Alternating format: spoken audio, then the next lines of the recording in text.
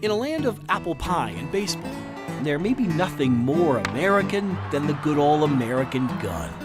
In a country of 325 million, there are now enough guns to equip every man, every woman, every infant, and even a few dogs with one.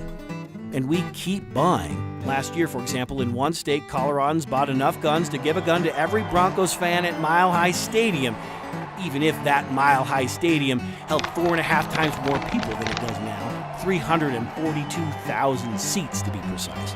And while most of those guns will never be used in a crime, far too often some will be.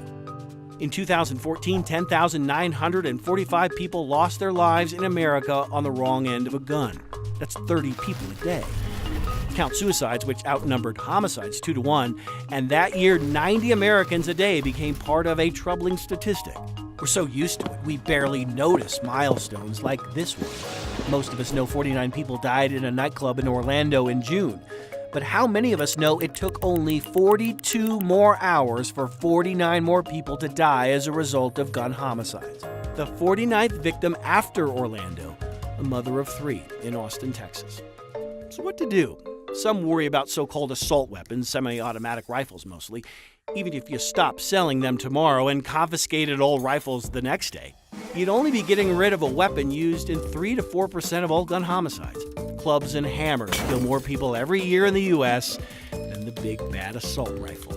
Also keep in mind, while 24-hour news networks make it seem like we've become a much more violent country, technically the homicide rate peaked the first year of Bill Clinton's presidency in 1993. Back then, there were at least 100 million less guns than there are now.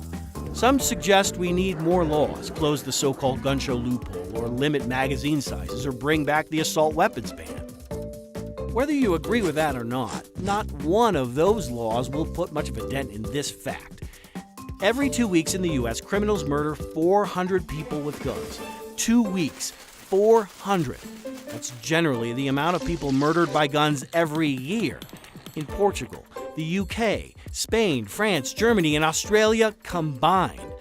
And don't forget, even if the U.S. banned all gun sales tomorrow, we'd still have more than 300 million guns. Enough for you, me, and everyone else. Even a few left over for your dog. And if you don't believe us, at least you should try to believe them. Or them. Or them. Or them.